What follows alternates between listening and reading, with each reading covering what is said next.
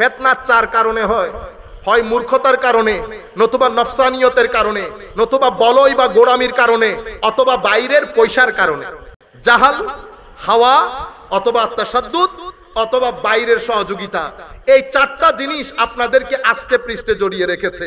আমাদেরকে অনেক আগে হযরতে রাসূল পাক সাল্লাল্লাহু আলাইহি ওয়াসাল্লাম হাদিসে পাকের মধ্যে ইরশাদ করছেন, এটা হযরতে আব্দুল্লাহ ইবনে মাসউদ রাদিয়াল্লাহু তাআলা আনহু কর্তৃক বর্ণিত। উনি বলেছেন শরীয়তের দৃষ্টি তিনটা। কোরআন, কোনো কিছু কোরআনে খুঁজবো, না পেলে হাদিসে। আচ্ছা, আমি কি কোরআনে খুঁজতে পারবো? আমি পারবো? বুঝতে পেরেছেন? আমাকে কাদের কাছে যাইতে হয়? আমার উস্তাদদের কাছে। উস্তাদ বাদে আমাদের কোনো গত্যন্তর নাই। তাইলে শরীয়তের দৃষ্টি হচ্ছে কয়টা? কোরআন, সুন্নাহ এবং উলামা। কোরআন, সুন্নাহ এবং উলামা, এটা শরীয়তের দৃষ্টি।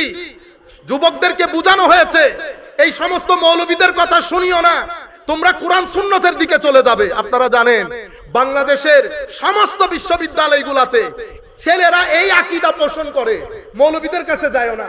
আমার আল্লাহ বলছেন মৌলবীদের কাছে যাইতে, রাসূল সাল্লাল্লাহু আলাইহি ওয়াসাল্লাম বলছেন মৌলবীদের কাছে যাইতে।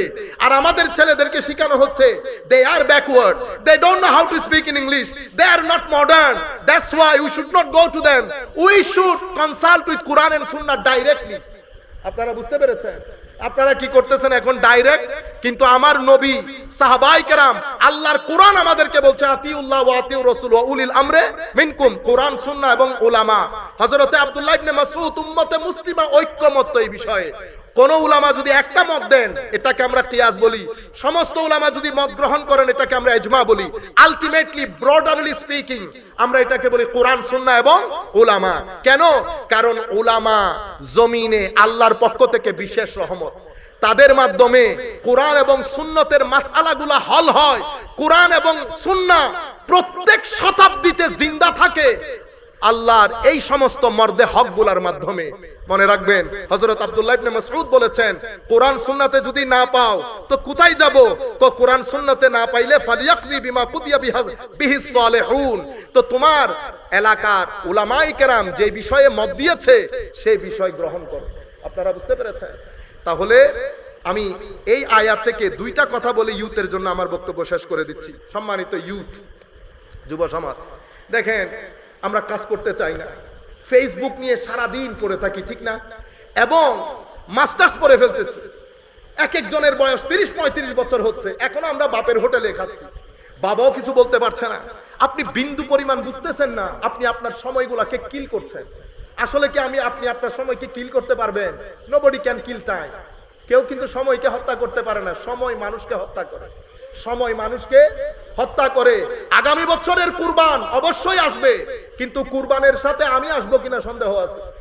সেই কারণে সময় আমাকে হত্যা করে, আমি সময়কে না। আল্লাহ আমাকে বড় একটা উদ্দেশ্য নিয়ে সৃষ্টি করেছেন। আপনি দেখেন এই মধু পোকা আল্লাহর সৃষ্টির একেবারে সামান্য একটা জিনিস না, ক্ষুদ্রাতি ক্ষুদ্র। এই মধু পোকাকেও আল্লাহ অপরিসীম, অসম্ভব মর্যাদাপূর্ণ একটা উদ্দেশ্য নিয়ে সৃষ্টি করেছেন। যেহেতু তাদের সৃষ্টির পেছনে উদ্দেশ্য অনেক মহান, আল্লাহ তাদেরকে ঘর বাঁধতে বলেছে উঁচু জায়গায়। কোথায়? তুমি হয় পাহাড়ে, নয় গাছের চূড়ায়, অথবা ছাদে। 3 জায়গায় তুমি ঘর বাঁধবে। তাহলে আমাদের দৃষ্টি কি করতে হবে? উপরে নিয়ে যেতে হবে। মধু পোকার পেছনে সৃষ্টি যেহেতু মহান, তাদের ঘর বাঁধতে বলেছে মহান জায়গায়। এরপরে কি করব? এরপরে সুম্মা কুলি, কি খাবো? তো সুম্মা কুলি বলে আমার আল্লাহ বলছেন মিন কুল্লিস সামারাত, পবিত্র জিনিস, হালাল জিনিস, সুন্দর জিনিস খেতে বলেছে। যেখানে সেখানে মুখ লাগাইতে নিষেধ করেছে। কেন? উদ্দেশ্য মহান, উদ্দেশ্য মহান। এরপরে কি বলেছে? এরপরে বলেছে ফাসলুকি সুবুলা রব্বিকি জুলুলা, ফাসলুকি সুবুলা রব্বিকি। 3 নম্বর নির্দেশ। সৃষ্টির পেছনে উদ্দেশ্য যেহেতু মহান, খেতে বলেছে হালাল জিনিস, পবিত্র জিনিস, সুন্দর জিনিস। এরপরে বলেছে তুমি তোমার রবের দেখানো রাস্তায় চলবে। তোমার রব প্রতিপালক যেভাবে তোমাকে নেভিগেট করছে সেই আন্দাজে তুমি তোমার পথ চলা বজায় রাখবে। যেখানে মন চায়, যেই রাস্তায় মন চায় আমি যেতে পারবো না, আমার রবের পক্ষ থেকে রাস্তা নির্ধারিত। সিরাতুল মুস্তাকিম এক রাস্তা, এই এক রাস্তার সাথে শিইয়তের রাস্তা, খারিজিয়তের রাস্তা, ইতিজালের রাস্তা, জাবরীদের রাস্তা, কদরীদের রাস্তা, সালাফিদের রাস্তা, লা মাযহাবিয়তের রাস্তা, লা দ্বীনিয়তের রাস্তা, ইলহাদিয়তের রাস্তা, রাস্তার কোনো সীমা পরিসীমা নাই।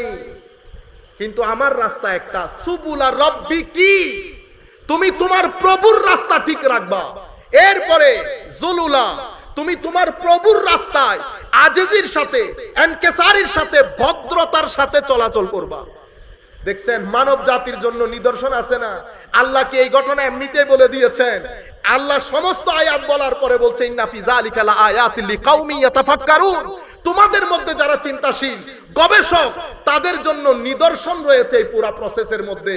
আমার আল্লাহ বলছেন তুমি যখন এই চারটা কাজ করবা তখন আমার আল্লাহ ঘোষণা দিচ্ছেন ইয়াখরুজু মিন বুতুনিহা শারাবুম মুখতালিফুন আলওয়ানু, মানুষের পেট থেকে যেটা বের হয় সেটা বর্জ্য হয়, গরুর পেট থেকে যেটা বের হয় বর্জ্য হয়, অন্যান্য সৃষ্টির পেট থেকে যেটা বের হয় বর্জ্য হয়।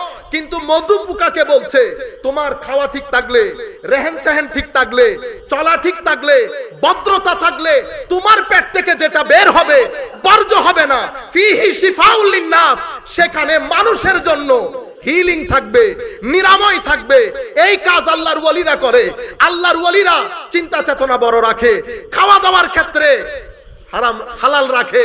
আল্লাহর ওয়ালিরা ভদ্রতা হয়, আল্লাহর রাস্তা বাদে ডানে বামে দেখে না। সেই কারণে মধু পোকার পেটের মধ্যে শেফা দান করে, আর আল্লাহ আল্লাহর ওয়ালিদের সিনার মধ্যে শেফা দান করে। আল্লাহ আল্লাহর ওয়ালিদের সিনার ভিতরে এখানে শারাবুন মুখতালিফান আলওয়ানু, আর ওখানে সিনার ভিতরে খাস নূর আল্লাহ দান করেন, কুরবতের নূর, মাইয়াতের নূর, কত জাতের নূর আল্লাহ দান করেন। সেই নূরের মাধ্যমে মধু পোকার মধু থেকে যেমন শেফা হয়, আল্লাহর ওয়ালিদের সিনার নূর যখন চোখ দিয়ে মুখ দিয়ে বের হয়, এটার মধ্যেও লাখ জনতার হেদায়েতের শেফা হয়ে যায়। আপনারা বুঝতে পেরেছেন, আমি আর কথা না বলি।